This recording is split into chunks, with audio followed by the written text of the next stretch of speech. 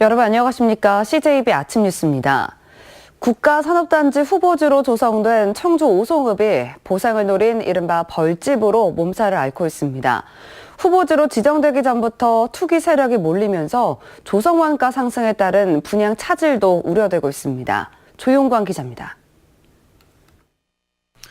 오는 2026년 조성 예정인 청주시 오송읍 국가산업단지 후보지. 생김새가 비슷한 작은 집들이 눈에 띕니다. 심지어 축사 바로 옆에도 우죽순 들어섰습니다. 공터였던 이곳에도 어김없이 새집 여러 채가 지어졌습니다. 마치 전원주택 단지를 연상케 합니다. 동네 사람 아니고 어디서 객지에서 땅 사가지고 집 진 거죠. 주민들은 후보지 발표 이전부터 갑자기 새집들이 늘었고 보상금과 이주자 택지 입주권, 이른바 딱지를 노린 벌집들이라고 주장합니다. 200채가 300 줬어요. 다. 그냥 10일 말이라 다 진호라고 난리가 났었어요. 여기 지금 1, 3 다 돌아다녀 봐봐. 얼마나 많이 줬나. 보상 받으려고. 충청북도가 투기 세력과의 전쟁을 선포했습니다. 드론 촬영과 현장 단속으로 적발된 불법 건축물에 대한 행정 대집행과 세금 추적, 또 벌집 밀집 지역을 국가 산단에서 제척하는 초강수도 꺼내들었습니다. 예타에서 경제성 BC가 확보되지 않으면은 계획이 취소되는 예가 많이 있었기 때문에 경제성 확보를 위해서 저희들이 관리를 하고 있는 것입니다. 오송 역세권과 혁신도시에서 학습 효과를 경험한 충청북도, 불법 투기 세력을 뿌리 뽑기 위한 초강수가 보상금 거품을 빼는데 얼마나 효과를 거둘지 주목되고 있습니다. CJB 뉴스 조용광입니다.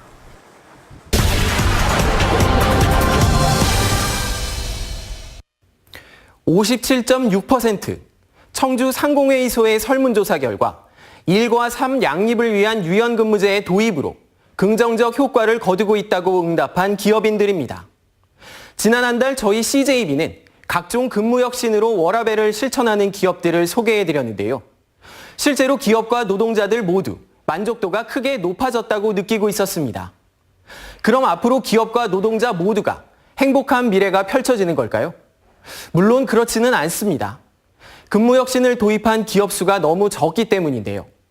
설문에 참여한 도내 251개 기업 가운데 유연 근무제를 도입한 곳은 20% 정도에 불과했습니다.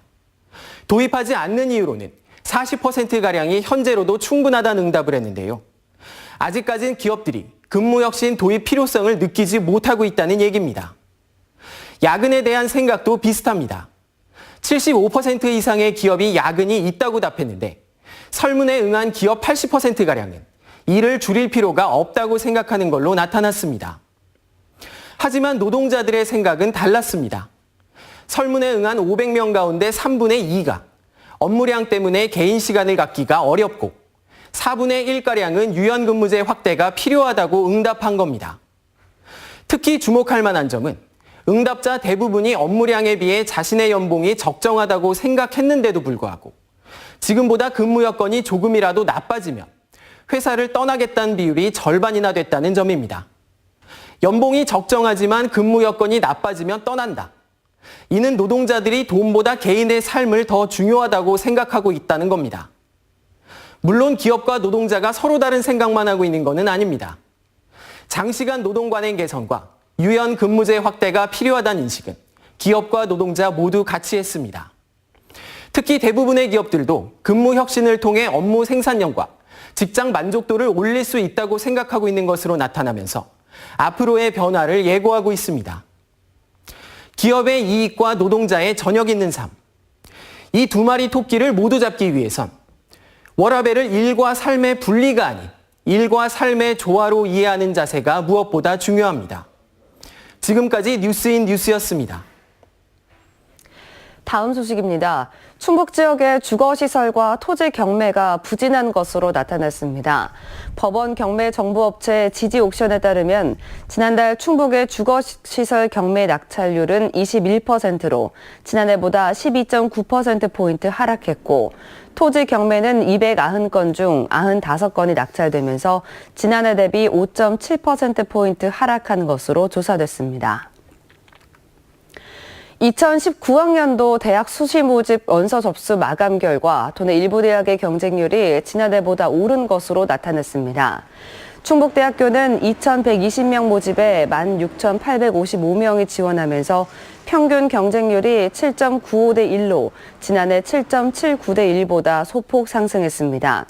한국교통대학교도 1,803명이 몰리면서 7.2대 1의 경쟁률을 보였고 건국대학교 글로컬 캠퍼스는 10.14대 1로 도내 4년제 대학 중 가장 높은 경쟁률을 보였습니다. 최근 일교차가 크게 벌어지면서 환절기 질환이 급증하고 있습니다. 특히 감기와 비슷한 인후염은 방치할 경우 성대 조직으로 염증이 번져 만성화될 수도 있습니다. 계희수 기자입니다. 한낮 더위가 가시지 않으면서 냉방기를 사용하는 일이 빈번합니다. 여기에 일교차도 10도 이상 크게 벌어져 감기와 인후염 등 호흡기 질환이 급증하고 있습니다.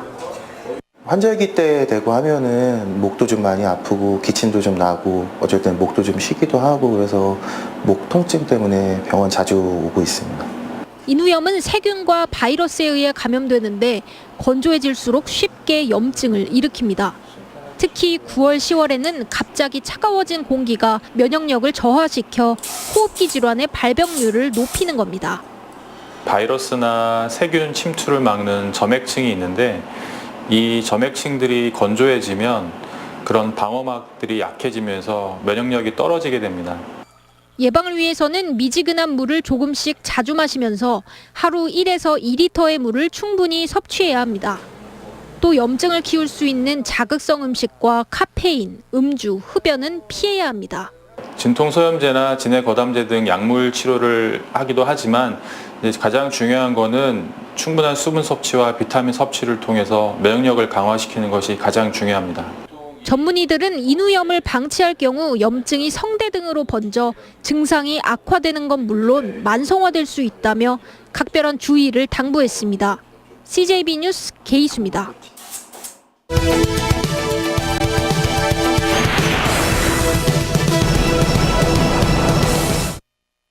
지난해 대통령 선거를 20일 앞둔 4월 20일 저녁, 당시 더불어민주당 대선 후보이던 문재인 대통령이 청주 송안길에서 대대적인 유세를 했습니다. KTX 세종역 설치 움직임에 대한 충북 도민들의 분노가 극에 달할 때였는데요. 문 대통령은 연설을 통해서 세종역 설치 여부는 충청권 시도지사의 합의에 따르겠다고 말했습니다.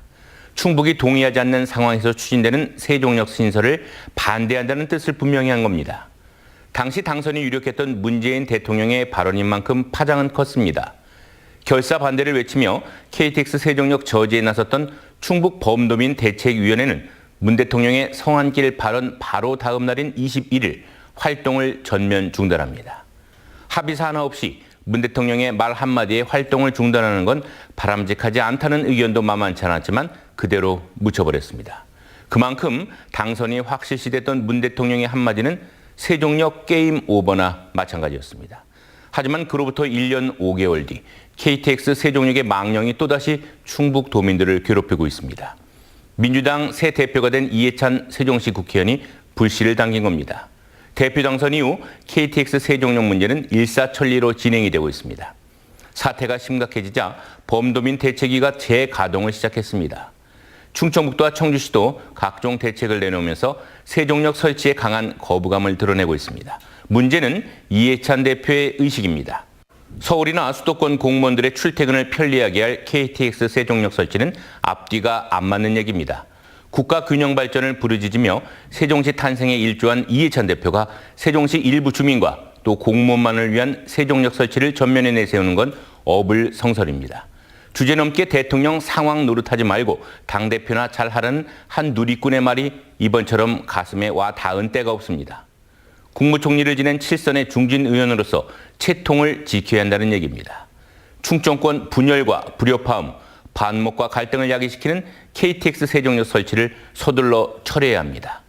이미 타당성이 없다고 결론나 무덤에 묻힌 세종역을 다시 꺼내는 것을 충북 도민들은 용서하지도 또 좌시하지도 않을 것입니다. 데스크 논평입니다. 다음 뉴스입니다. 도민과 함께하는 제8회 중국인 유학생 페스티벌이 사흘간의 일정을 마무리했습니다. 이번 유학생 페스티벌은 K-팝 개막 콘서트를 시작으로 아시안게임에서 인기를 모았던 e스포츠와 치맥 페스티벌 등 다채로운 행사로 구성됐습니다. 한중일 3국의 동아시아 문화 공동체가 함께하는 2018 젓가락 페스티벌이 폐막했습니다. 이번 페스티벌은 한중일과 대만 등 4개 나라에서 21명의 작가가 참여해 다양한 소재와 디자인의 작품을 선보인 특별전과 젓가락 경연대회 등 다채로운 체험 행사와 함께 진행됐습니다. 또한 흔히 볼 수 없던 동남아 지역의 젓가락도 소개됐습니다. 요양병원에 있는 어르신들의 미술 작품을 전시하는 참사랑 요양병원 어르신 작품 전시회가 열렸습니다. 이번 전시회에서는 요양병원에 있는 어르신들이 1년 동안 만든 미술작품 전시부터 초상화 그려주기와 전통 놀이 체험, 가족과 함께 사진 찍기 등 보호자와 함께 할 수 있는 행사로 진행됐습니다. 남자 프로 배구 대회 결승전 경기가 열리고 있던 제천의 한 체육관에 폭발물을 설치했다는 신고가 접수돼 관계기관이 출동 수색을 진행 중입니다. 경찰 등에 따르면 어제 오후 8시쯤 제천시청에 폭발물을 설치했다는 내용의 전화가 걸려왔습니다. 신고를 받고 출동한 경찰과 군 소방당국은 현장을 집중적으로 수색했습니다. 신고 접수 당시 체육관에선 코보커 프로배구 삼성화재와 KB손해보험의 결승전이 진행 중이었습니다. 청주지방법원은 장애가 있는 6살 딸을 쓰레기 더미가 쌓인 방에 방치하고 굶긴 46살 박모 씨에게 징역 6개월에 집행유예 2년을 선고했습니다. 박 씨는 지난 1월 자신의 집에서 지적장애 3급인 친딸을 장시간 쓰레기가 쌓인 방에 혼자 있게 하면서 식사를 주지 않은 혐의로 기소됐습니다. 다음은 오늘 도내에서 열리는 행사를 안내해드립니다. 청주에서는 청주시 어린이집 연합회 간담회가 오후 1시 30분 흥덕구청 대강당에서 있습니다.